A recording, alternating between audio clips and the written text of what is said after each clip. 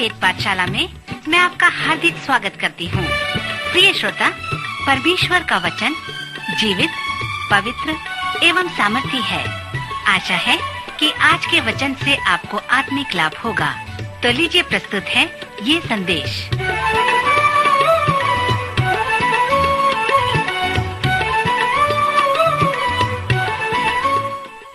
नमस्कार श्रोता मित्र, वेद पाठशाला की अगली कक्षा में आपका स्वागत है। इस कक्षा के इस चरण में हम पौलुस प्रेरित द्वारा लिखी इफिसियों की पत्री का सर्वेक्षण करेंगे। यदि आपने मुफ्त अध्ययन पुस्तिका के लिए पत्र नहीं लिखे हैं तो कृपया अवश्य पत्र लिखें और इस पुस्तिका को प्राप्त कर लें, क्योंकि इससे आपको बहुत सहायता मिलेगी। इफिसुस के विश्वासियों को पौलुस इस तरह से लिखकर पत्रिका प्रारंभ करता है। हमारे प्रभु यीशु मसीह के परमेश्वर और पिता का धन्यवाद हो कि उसने हमें मसीह में स्वर्गीय स्थानों में सब प्रकार की आशीषें दी हैं।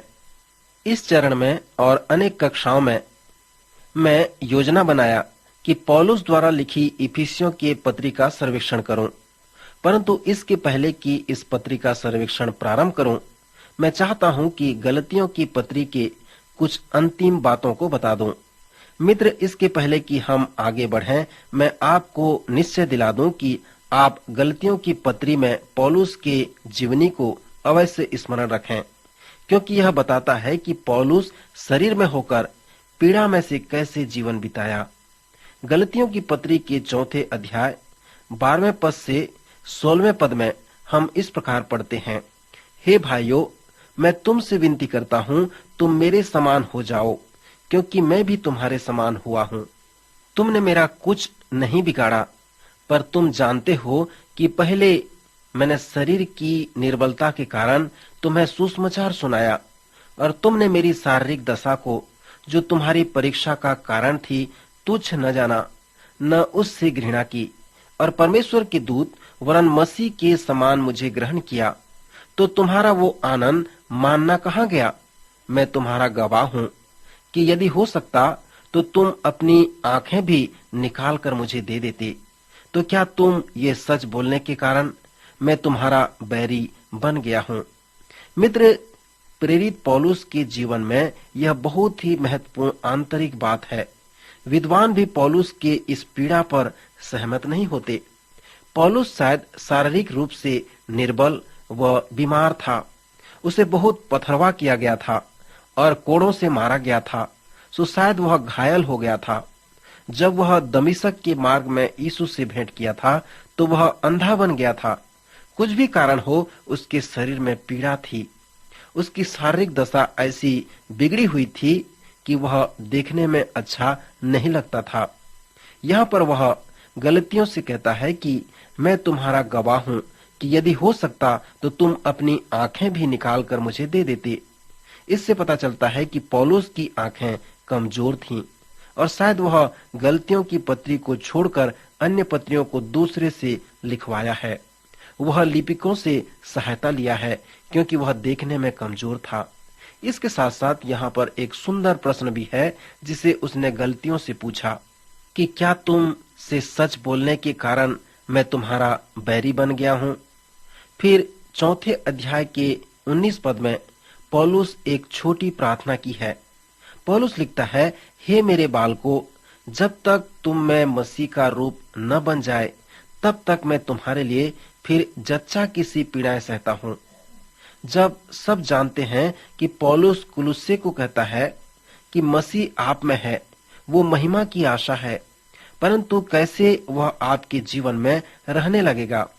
पवित्र शास्त्र में हम पढ़ते हैं कि मसीह हमारे जीवन में एक बीज की तरह लगाया जाता है। पतरस ने कहा है कि मसीह हमारे जीवन में अविनाशी बीज की तरह जन्म लेता है और वह परमेश्वर का वचन है। पौलुस भी इसी तरह से कहता है कि जब तक कि तुम में मसीह का रूप न बन जाए तब तक मैं तुम्हारे लिए फिर जच्चा की सी पीड़ाएं सहता हूँ। फिलिप्पी ब्रोक अपने क्रिसमस केरल्स में लिखते हैं, हे छोटा बैतलहम शहर, प्रार्थना कर। हे बैतलहम का पवित्र बच्चा, हम प्रार्थना करते हैं, नीचे उतर आ। हमारे सारे पापों को हमारे जीवन से निकाल दे और हमारे अंदर में प्रवेश कर। आज हमारे जीवन के अंदर में तू जन्म ले। मित्र, कैसे मसीह हमारे जीवन में अपना निवास स्थान स्थापित करेगा? यह एक गंभीर प्रश्न है। पौलुस, पतरस व फिलिप्पी ब्रोस के अनुसार मसीह हमारे जीवन में जन्म लेता है। गलातियों के 5वें अध्याय उसके पहले पद से आप अनजान न रहें, जहां इस प्रकार लिखा है कि मसीह ने स्वतंत्रता के लिए हमें स्वतंत्र किया है, सो इसी में स्थिर रहो और दासों के जुए में फिर से न जूतो। इसे हम इस प्रकार से कह सकते हैं कि मसीह ने हमें स्वतंत्र किया है, सो तुम स्थिर रहो और यहूदी व्यवस्था के दासों में न पड़ो। गलातियों की पत्री में स्वतंत्रता ही पौलुस का संदेश है, क्योंकि मसीह ने तुम्हें हर प्रकार के बंधन से स्वतंत्र किया है। इसलिए स्वतंत्र रहो, क्योंकि जहाँ कहीं परमेश्वर का आत्मा है वहाँ स्वतंत्रता है। श्रोता, हमारा समय जल्दी जल्दी समाप्त हो रहा है, इसलिए आइए अब हम पौलुस द्वारा लिखी इफिसियों की पत्री का सर्वेक्षण करेंगे। मैं विश्वास करता हूँ कि इस पत्री का प्रत्येक अध्याय व प्रत्येक पद महत्वपूर्ण है, क्योंकि इसके गंभीर वचन दोहराए गए हैं। सर्वप्रथम पौलुस ने इफिसुस में सबसे अधिक समय बिताया। प्रेरितों के कार्य में हम देखते हैं कि पौलुस इन लोगों के पास अपनी दूसरी मिशनरी यात्रा में भ्रमण किया था, परंतु उसने अपनी तीसरी मिशनरी यात्रा में वहां पर महान कार्य किया है। ये सब बातें प्रेरितों के काम के 18 व 19 अध्याय में लिखे गए हैं। यह इफिसुस ही था जहां पर उनके पास तुरनुस की पाठशाला में प्रशिक्षण संस्थान था, जहां पर वह प्रतिदिन पढ़ाई करता था। तुरनुस की पाठशाला में पौलुस प्रेरित के प्रशिक्षण को देखकर मुझे वेद पाठशाला कार्यक्रम को देने का दर्शन प्राप्त हुआ। 3.5 वर्ष तक पौलुस इफिसुस में रहा और तुरनुस की पाठशाला में पढ़ाया। दूसरे अनुवाद में हमें क्रूस और बातें जानने को मिलते हैं, अर्थात वह सुबह 11 बजे से शाम के 5 बजे तक वहां पढ़ाता था। यह शिक्षा उसने लगभग 2 वर्ष तक दिया। इस प्रशिक्षण संस्थान के साथ साथ वह कलीसिया निर्माण कार्य भी करता रहा, क्योंकि वह एक महान कलीसिया निर्माण करने वाला व्यक्ति था। प्रकाशित वाक्य के 2 व 3 अध्याय में उन 7 कलीसियाओं का वर्णन किया गया है। यह संभव है कि इफिसुस की कलीसिया माता कलीसिया थी। इससे पता चलता है कि इफिसुस से पौलुस की कलीसिया निर्माण सेवकाई एक फलवंत सेवकाई थी, और यह संभव है कि तुरनुस की पाठशाला में पौलुस ने उन अन्य कलीसिया के पासबानों को प्रशिक्षण दिया था। इफिसियों की पत्री में पौलुस का जो प्रारंभिक पद है वह यह है। इफिसुस में कुलुसियों की पत्री के 4 अध्याय 16 पद में हमें पता चलता है कि पौलुस ने लौदीकिया को भी पत्र लिखा था। उसने कहा है, जब यह पत्र तुम्हारे यहाँ पढ़ लिया जाए तो ऐसा करना कि यह लौदीकिया की कलीसिया में भी पढ़ा जाए, क्योंकि मैंने यह पत्र उन्हें भी लिखा है। श्रोता, जिस कलीसिया को पौलुस ने इफिसुस में प्रारंभ किया वह माता कलीसिया था। आप उन सब को जानते होंगे। वे इस प्रकार हैं: स्मुरना, पिरगमुस, थुआतीरा, सरदिस, फिलाडेल्फिया, लौदीकिया और ये इफिसुस की कलीसिया। ये सब मिलकर 7 कलीसिया हैं जो प्रकाशित वाक्य के 2 और 3 अध्याय में पाए जाते हैं। क्योंकि इफिसुस की कलीसिया माता कलीसिया थी, सो वहां से जो पत्र निकलती थी वो अन्य सभी कलीसियाओं में भी भेज दी जाती थी। फिर क्यों यह पत्री महत्वपूर्ण है? इसका अगला कारण इस प्रकार हो सकता है क्योंकि इसके संदेश व सारांश विशेष महत्वपूर्ण है। इस पत्री में पौलुस का जो वास्तविक संदेश है वह उस पद से है जिसे हमने प्रारंभ में पढ़ा था, अर्थात हमारे प्रभु यीशु मसीह के परमेश्वर और पिता का धन्यवाद हो कि उसने हमें मसीह में स्वर्गीय स्थानों में सब प्रकार की आशीषें दी है। पौलुस हमसे कहता है कि जब आपका नया जन्म हुआ, जब आप आत्मा के नियंत्रण में चलने लगे, तो मसीह आपको सब प्रकार की स्वर्गीय आशीषें दी है। फिर उसने कहा है कि वे आशीषें तुम्हें मसीह में स्वर्गीय स्थानों से प्राप्त हुई है, ताकि तुमको पवित्र व आत्मिक रहने के लिए तुम्हारी आवश्यकताएं पूरी हो सके। इफिसुस और ये अन्य कलीसियाएं उन स्थानों में से हैं जो आज तुर्की कहलाती हैं। यदि आप आज वहां भ्रमण करते हैं तो आप ये वर्णन करने पाएंगे कि आप संसार के एक महत्वपूर्ण भाग का भ्रमण कर रहे हैं। पौलुस के दिनों में संसार का यह जो भाग था वह आज एशिया माइनर कहलाता है, अर्थात रोमी साम्राज्य का पूर्वी आधा भाग। यह रोमी अधिकारियों का खेल का मैदान था। गर्मी में उनके लिए यह रहने का घर व स्थान होता था, क्योंकि यहाँ का मौसम सुंदर व वातावरण अच्छा होता था। सो जब पौलुस इफिसुस में था तब वह रोम के महिमा का संदेश दिया था। अनैतिकता और अन्य ऐसी बातें उस केंद्र में थीं।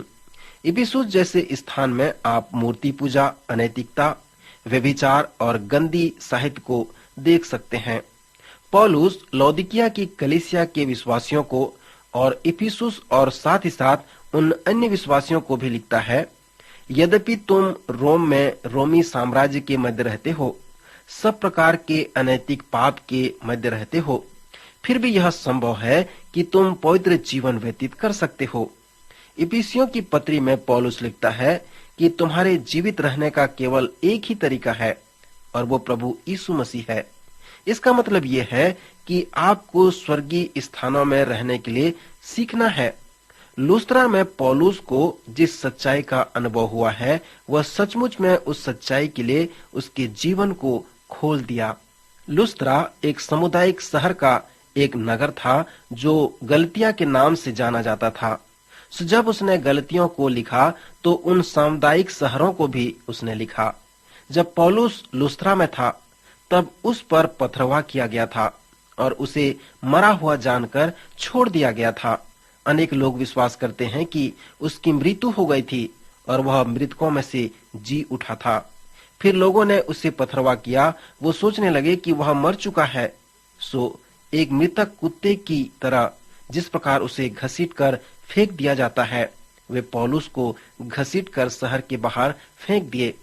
दूसरा कुरिन्थियों के 12वें अध्याय में पौलुस बताता है कि वह तीसरे स्वर्ग तक उठा लिया गया था। अनेक लोग विश्वास करते हैं कि यह उसी समय हुआ जब उसे लुस्त्रा में पथरवाह करके मरा हुआ जानकर छोड़ दिया गया था। मैं विश्वास करता हूँ कि उस मृत्यु के अनुभव में उसने अपना एक पांव स्वर्ग में रखा और अपने बाकी जीवन भी अपना एक पांव स्वर्ग में रखे रहा और दूसरा पांव पृथ्वी पर रखा था। दूसरा कुरिन्थियों के 12वें अध्याय में वह कहता है कि परमेश्वर ने उसे इस प्रकार की परिस्थिति में जाने दिया ताकि वह अपना एक पांव पृथ्वी पर रख सके।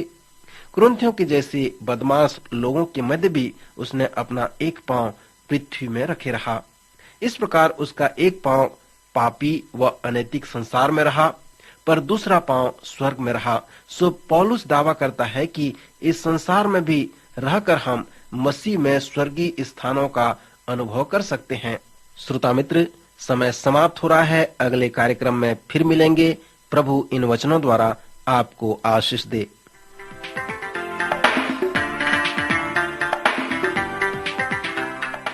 अभी आप सुन रहे थे कार्यक्रम वेद पाठशाला। श्रोता, हमें विश्वास है कि इस कार्यक्रम के द्वारा आपको आशीष मिली है। यदि इस कार्यक्रम के विषय में अधिक जानकारी प्राप्त करना चाहते हैं या बाइबल अध्ययन से संबंधित कोई प्रश्न हमसे पूछना चाहते हैं, तो आप हमें इस पते पर लिखें। हमारा पता है कार्यक्रम वेद पाठशाला, post box number 713, EN post, Faridabad 7। पता एक बार फिर सुन लीजिए। कार्यक्रम वेद पाठशाला, post box number 713, EN post, Faridabad 7। आज के कार्यक्रम का समय यहीं पर समाप्त होता है। अगले कार्यक्रम में आपसे फिर भेंट होगी। तब तक के लिए नमस्कार।